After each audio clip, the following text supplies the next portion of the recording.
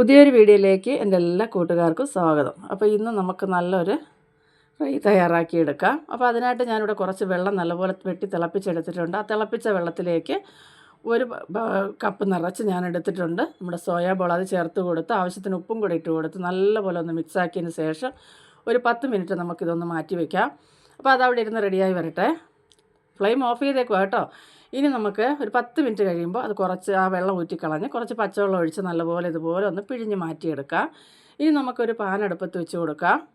Pan ഒന്ന് നല്ലപോലെ ചൂടായി വരുമ്പോൾ അതിലേക്ക് ഓയിൽ ഒഴിച്ച് കൊടുക്കുക. ഓയിൽ ചൂടായി വരുമ്പോഴത്തേനും അതിലേക്ക് ഒരു 3 ഏലക്ക ചേർത്ത് കൊടുക്കുക. അതിനോടൊപ്പം തന്നെ നമുക്കൊരു 1/2 ടീസ്പൂണ് നല്ല ജീരകം ചേർത്ത് കൊടുത്ത് നല്ലപോലെ ഒന്ന് പൊട്ടിച്ചെടുക്കുക. ജീരകം എല്ലാം പൊട്ടി വരുമ്പോൾ അതിലേക്ക് കുറച്ച് സവാള കൊത്തിയരിഞ്ഞ് ഞാനിവിടെ 1.5 സവാള എടുത്തിട്ടുണ്ട്. അത് കൊത്തിയരിഞ്ഞ് ചേർത്ത് നമുക്കൊന്ന് വഴറ്റിയെടുക്കുക. ഈ സമയം ഇതിനാവശ്യത്തിനുള്ള ഉപ്പ് ചേർത്ത് കൊടുക്കുക. ഉപ്പും ചേർത്ത് നല്ലപോലെ വഴറ്റിയെടുക്കുക. അപ്പോൾ ഉപ്പ് ചേർക്കുമ്പോൾ ശ്രദ്ധിച്ച് കൊടുക്കുക. നമ്മൾ ആദ്യം സോയാ ബോളിൽ ഉപ്പ് ചേർത്തിട്ടുണ്ട്. ഇനി നമുക്ക് ഇഞ്ചി വെളുത്തുള്ളി പേസ്റ്റ് ഏകദേശം ഒരു 1.5 ടീസ്പൂണോളം ഉണ്ട്. അതും കൂടെ ചേർത്ത് കൊടുക്കുക. എല്ലാം കൂടെ നല്ലപോലെ ഒന്ന് വഴറ്റിയെടുക്കാം.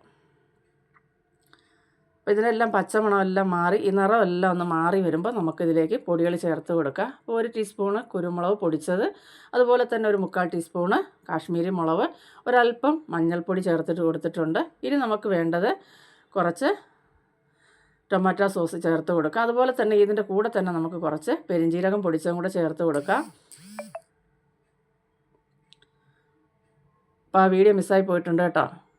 ഇതെല്ലാം പച്ചമണമെല്ലാം മാറിയതിന് ശേഷം ഞാനിതിലേക്ക് 1 ഗ്ലാസ് വെള്ളം ഒഴിച്ച് കൊടുത്ത് നല്ലപോലെ ഒന്ന് മിക്സാക്കി നമുക്കിതൊന്ന് തിളപ്പിച്ചെടുക്കാം. തിളച്ച് വരുന്ന സമയത്ത് ഞാനൊരല്പം കൂടി ഗരം മസാല ചേർത്ത് കൊടുത്തിട്ടുണ്ട്. ഇനി നമുക്ക് ഇതെല്ലാം കൂടെ സോയാ ബോളും കൂടെ ചേർത്ത് നല്ലപോലെ ഒന്ന് മിക്സാക്കി എടുക്കാം.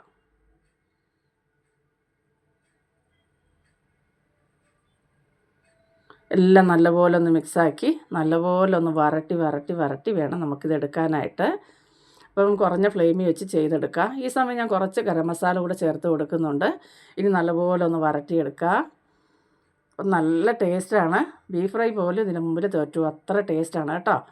അപ്പോൾ ഇതാ നല്ലപോലെ ഒന്ന് ഇതായി ഫ്രൈ ആയി വന്നിട്ടുണ്ട്. ഈ സമയം നമുക്ക് കുറച്ച് മല്ലിയില കൂടി ചേർത്ത് കൊടുത്ത് ഒന്ന് ഇളക്കി യോജിപ്പിച്ച് ഇറക്കിയാൽ ചോറിൻ്റെ കൂടെയും ചപ്പാത്തിയുടെ കൂടെയൊക്കെ കഴിക്കാൻ പറ്റിയ നല്ല അടിപൊളി ഫ്രൈ ഇവിടെ റെഡി ആയിട്ടുണ്ട്. അപ്പോൾ എല്ലാവരും ഒന്ന് തയ്യാറാക്കി നോക്കുക. അടിപൊളിയാണ്. ഇഷ്ടപ്പെട്ടാൽ ഒരു ലൈക്ക് തരിക.